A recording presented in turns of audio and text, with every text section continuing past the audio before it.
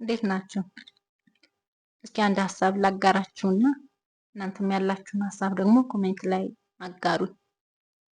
በዙሪያችሁ ያሉ ሰዎች ወይ ደግሞ ጓደኞቻችሁ የሆነ መጥፎ ቃል ወይ ደግሞ ለአእምሮ የሚጎረብጥ ለሰውነት የማይመች አይነት ነገር ሲናገሩ እንዴት ነው ፊታችሁ ውስጣችሁ ምላሽ የሚሰጠው? እንዴት እንዲያስባሉ ብላችሁ የሆነ የመቆጣት አይነት እንትን ታሳያላችሁ አይደል? ይሄንን አስቡት።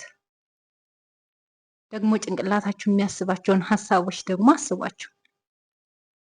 ጭንቅላታችን ብዙ ጊዜ ምናልባትም በዙሪያችን ያሉ ሰዎች ከሚናገሯቸው ንግግሮች በላይ ሰቅጣጭ የሆኑ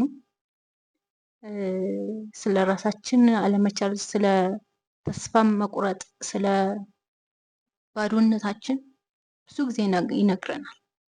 ብዙ ሀሳቦችን ያወጣል ያወርዳል እና በዛ ጊዜ ልክ እንደነዛ ሰዎች መገላመጥ ወይ ደግሞ መቆጣት ብንችል ብዬ አሰብኩኝ።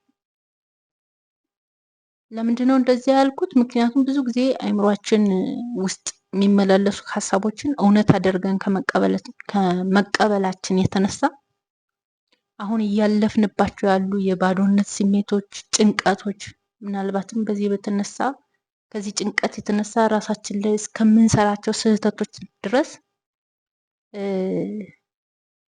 የምናደርገው የአእምሯችንን ሀሳብ ካለመቆጣታችን የተነሳ ነው ብዬ አሰብኩ። እናንተ ምን ታስባላችሁ? ምክንያቱም ብዙ ጊዜ አእምሯችን እንዳልኳችሁ ከሚያስባቸው መጥፎ ሀሳቦች የተነሳ እያለፍንባቸው ያሉ ሁኔታዎች የዛ ውጤቶች ናቸው። አእምሯችን ባያምናቸው እነዛን ሀሳቦች ያመጣቸውን ሀሳቦች ሰውነታችን እውነት እንደሆነ አድርጎ ባይቀበላቸው ምናልባትም በዚህ ጭንቀትና ራሳችን ላይ እስከመወሰን ድረስ የሚያደርሱ ስህተቶችን ባልሰራን ነበር የሚል ውስጤ ተመላለሰ። እናንተ ምን ታስባላችሁ?